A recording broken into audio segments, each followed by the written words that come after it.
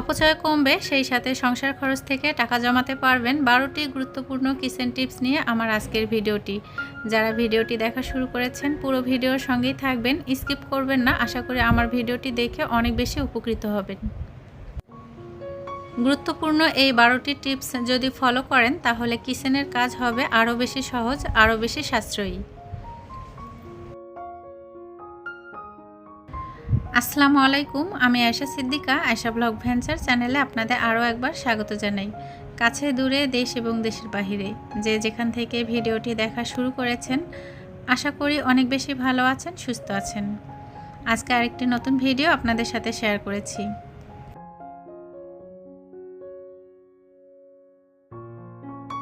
আমার আজকের ভিডিওতে 12টি গুরুত্বপূর্ণ কিচেন টিপস আপনাদের সাথে শেয়ার করেছি। আপনারা যদি আমার টিপসগুলো ফলো করেন তাহলে সেখান থেকে অবশ্যই অপচয় রোধ করতে পারবেন। সেই সাথে কিন্তু অনেকটা সংসার খরচ কমে যাবে এবং সেই সংসার খরচ থেকে অনেক টাকা জমাতে পারবেন। কিচেনের কাজ দ্রুত শেষ করার জন্য এবং এই প্রচণ্ড গরমে কিচেনের কাজকে সহজ করার জন্য আমার প্রথম যে গুরুত্বপূর্ণ টিপসটি সেটা হচ্ছে সকালের একটা হালকা নাস্তা রেডি করা। আর সেই সাথে দুপুরে আমরা কি রান্না করব সেটা কিন্তু আগে থেকে ফ্রিজ থেকে নামিয়ে রাখা। আমি যখন সকালে নাস্তা রেডি করি সেই সাথে আমার ছেলে মেয়েকে স্কুলে যাওয়ার জন্য রেডি করি, তার আগেই কিন্তু দুপুরে কি রান্না করব সেটা আমি ফ্রিজ থেকে নামিয়ে রাখি। আর ছেলে মেয়েকে স্কুল থেকে দিয়ে এসে সঙ্গে সঙ্গে কিন্তু আমি দুপুরের রান্নার প্রস্তুতি নিয়ে ফেলি। আর যখন চুলাতে রান্না থাকে পাশাপাশি কিন্তু আমার ঘর গোছানোর কাজগুলো আমি কমপ্লিট করে নিই। ছেলে মেয়েকে স্কুলে দিয়ে এসেই দুপুরের রান্নার প্রস্তুতি, সেই সাথে ঘর গোছানো, এটা কিন্তু আমার কিচেনের কাজকে অনেকটা সহজ করে দেয়। এখানে আমি দুপুরে কি রান্না করব সেটা আগে থেকে নামিয়ে রেখেছি আর এখন অনেকটা বরফ ছেড়ে গেছে। আর এদিকে আমি ছোলার ডাল ভিজিয়ে রাখছি। অবশ্যই রান্নার আগে ডাল ভিজিয়ে রাখবেন, যে কোনো ডাল। আর ছোলার ডাল যেহেতু সিদ্ধ হতে একটু সময় লাগে, তো এটা আগে থেকে নামিয়ে রাখতে পারেন।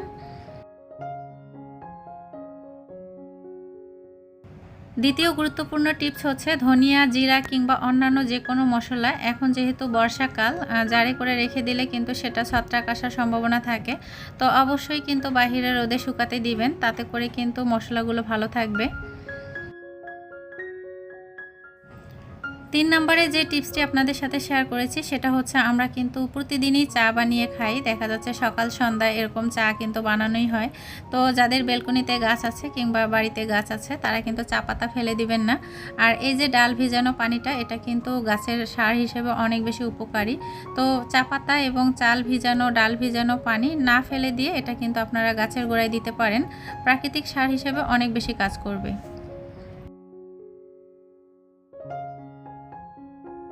4 নম্বরে যে কিচেন টিপসটি আপনাদের সাথে শেয়ার করেছি সেটা আরও বেশি গুরুত্বপূর্ণ। কিচেনের কাজ হবে আরও বেশি সহজ, অপচয় রোধ হবে, আর সংসার খরচ বাঁচাতে অনেকটা সাহায্য করবে। কাঁঠালের বীজ রোদে শুকাতে দিবেন, তাতে করে খোসা ছাড়াতে যেমন সুবিধা হবে, দীর্ঘদিন কিন্তু সংরক্ষণ করে রাখতে পারবেন।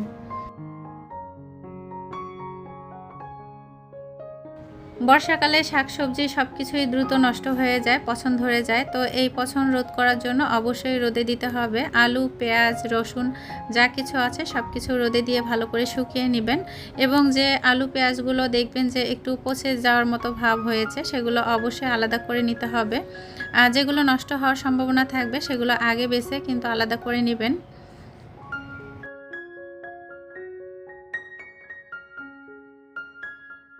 দ্রুত পচনশীল যে সবজিগুলো সেগুলো কিন্তু খুব কম কিনে নিয়ে আসবেন, অল্প পরিমাণে কিনে সেগুলো সংরক্ষণ করার চেষ্টা করবেন। আর যেগুলো একটু নষ্ট হওয়ার ভাব চলে এসেছে সেগুলো কিন্তু বাছাই করতে হবে। 5 নম্বরে গুরুত্বপূর্ণ কিচেন টিপস আপনাদের সাথে শেয়ার করেছি। মাত্র 1 টেবিল চামচ ভিম লিকুইড আর সেই সাথে ব্যবহৃত লেবুর খোসা, সেটা দিয়ে কিন্তু দ্রুত আপনারা কিচেনের এই জিনিসগুলো পরিষ্কার করে নিতে পারেন।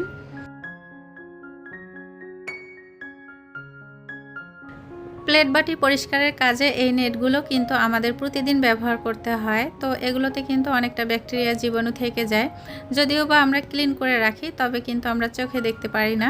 এভাবে ভিম লিকুইড এবং লেবুর খোসা দিয়ে যদি আপনারা সিদ্ধ করে নিতে পারেন বা ফুটন্ত গরম পানিতে ভিজিয়ে রাখতে পারেন, তাতে করে ব্যাকটেরিয়া, জীবাণু ধ্বংস হয়ে যাবে, সেই সাথে কিন্তু নেটগুলো অনেকটা ক্লিন হয়ে যাবে।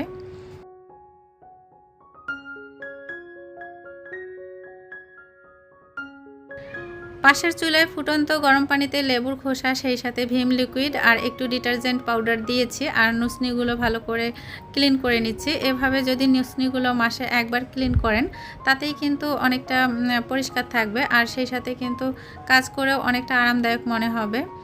এই যে রোদে আমি শুকাতে দিয়েছি, ভালো করে রোদে শুকিয়ে নিব। আর দেখতেও কিন্তু ঝকঝকে হয়েছে, মনে হচ্ছে যে একদম নতুনের মতো।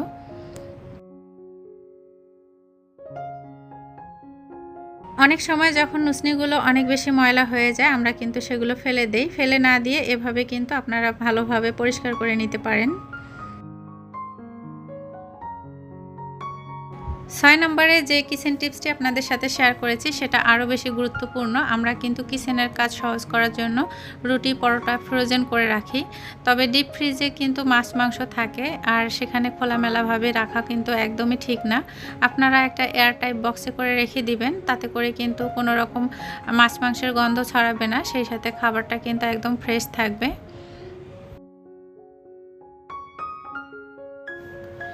7 নম্বরে যে টিপসটি আপনাদের সাথে শেয়ার করেছি, এটা কিন্তু আপনাদের গ্যাস সিলিন্ডার এবং গ্যাসের খরচ কমাতে অনেক বেশি সাহায্য করবে। আমরা কিন্তু ভর্তা করার জন্য আলু কিংবা ঢেঁড়স বা অন্যান্য যে কোনো সবজি সিদ্ধ করে নিই আলাদা।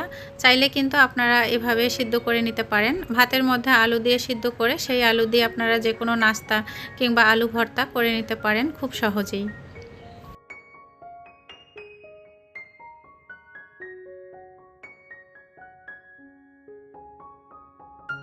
8 নম্বরে যে কিচেন টিপসটি আপনাদের সাথে শেয়ার করেছি, এটা হচ্ছে আমার মায়ের কাছে শেখা। তো এটা কিন্তু আমি ছোটোবেলা থেকে আমার মায়ের এরকমটাই দেখে এসেছি। যখন দুধ জাল করতে দিয়েছিল, তখন উপরে একটা চামচ কিংবা হচ্ছে একটা খুন্তি দিয়ে রাখতো, যাতে করে দুধ চুলার উপরে না পড়ে। চুলা জ্বলছে, দুধ জাল হচ্ছে, ঘন জাল হচ্ছে, কিন্তু কোনোভাবেই কিন্তু পড়ে যাবে না।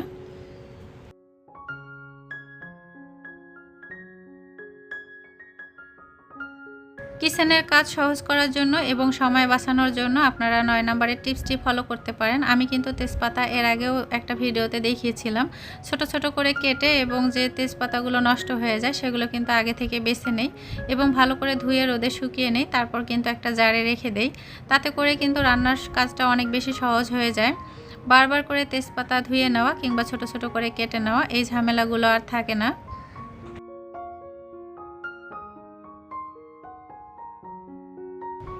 বাজার থেকে যখন তেজপাতা কিনে নিয়ে আসা হয়, যেহেতু তেজপাতাগুলো বাহিরে রোদে শুকিয়ে নেয়, অনেক বেশি ধুলোবালি লেগে থাকে, সেই সাথে নষ্ট তেজপাতা থাকে। এগুলো আগে থেকে বেছে নিতে পারলে অনেক বেশি ভালো হয়। 10 নম্বরে যে গুরুত্বপূর্ণ কিচেন টিপসটি, সেটা হচ্ছে প্রেসার কুকারের ঢাকনা দ্রুত কিভাবে খোলা যায়। আমরা কিন্তু অল্প সময়ে রান্না কমপ্লিট করার জন্য প্রেসার কুকারে রান্না করি। অনেক সময় ঢাকনাটা খুলতে সময় লেগে যায়। তখন আপনারা চাইলে কিন্তু একটা চামচ দিয়ে এভাবে ভিতরে গ্যাসটা বের করে দিতে পারেন। আরও দ্রুত যদি খুলতে চান, তাহলে এভাবে ঠান্ডা পানি দিয়ে দিতে পারেন। দেখবেন যে নিমিষেই প্রেসার কুকারের ঢাকনা খুলে গিয়েছে। খিচুড়ি, মাংস কিংবা অন্যান্য রান্নার ক্ষেত্রে প্রেসার কুকার ব্যবহার করবেন, তাতে করে কিন্তু অনেকটা গ্যাস সাশ্রয়ী হয়। সিলিন্ডার খরচ কমবে, সেই সাথে সংসার খরচ বাঁচবে। তাই বিভিন্ন সাইজের প্রেসার কুকার নিয়ে কিন্তু আপনার রান্নার কাজগুলো কমপ্লিট করতে পারেন। 12 নম্বরে কিচেন টিপসটি আরও বেশি উপকারী। ফেলে দেওয়া জিনিস কিভাবে কাজে লাগাতে পারেন। পেঁয়াজের খোসা ভিজিয়ে রাখলে যে পানিটা বের হয়, সেটাতে কিন্তু আপনারা তেল মিক্সড করে মাথার চুলে ইউজ করতে পারেন। চুল ঘন হবে, লম্বা হবে। আর এই পানিটা কিন্তু আপনারা গাছের গুঁড়িতে ব্যবহার করতে পারেন, তাতে করে অনেক বেশি সারের কাজ করবে। আর সেই সাথে ডিমের খোসা, এখানে আমি সকালের নাস্তার জন্য যে 4টা ডিম ইউজ করেছি, সেই খোসাটাই আপনাদেরকে দেখিয়েছি। কিন্তু অনেকগুলো ডিমের খোসা জমিয়ে রেখে সেটা শুকিয়ে ব্লেন্ডার করে আপনারা গাছের গুঁড়িতে ইউজ করতে পারেন। ধৈর্য সহকারে যারা আমার ভিডিওটি দেখেছেন, তাদেরকে অসংখ্য ধন্যবাদ জানাচ্ছি। যারা ভিডিওর একদম শেষ পর্যায়ে চলে এসেছেন, একটা লাইক করতে ভুলে গিয়েছেন, প্লিজ একটা লাইক করে দিবেন। আজকে যদি প্রথম আমার চ্যানেলে ভিজিট করে থাকেন, তাহলে ভালোবেসে চ্যানেলটি সাবস্ক্রাইব করে আমার পাশে থাকতে পারেন। আর যারা অলরেডি কাজটি করেছেন, কন্টিনিউ আমাকে সুন্দর কমেন্টের মাধ্যমে কাজে উৎসাহিত করছেন এবং আমার পাশে আছেন, তাদের জন্য মন থেকে অনেক ভালোবাসা, অনেক দোয়া রইল। 12টি উপকারী টিপস আপনাদের সাথে শেয়ার করলাম। যদি ভিডিওতে কিংবা কথার মাঝে কোনো ভুল ত্রুটি থাকে প্লিজ ক্ষমা দৃষ্টিতে দেখবেন। আজ এ পর্যন্তই। আসসালামু আলাইকুম। আল্লাহ হাফেজ।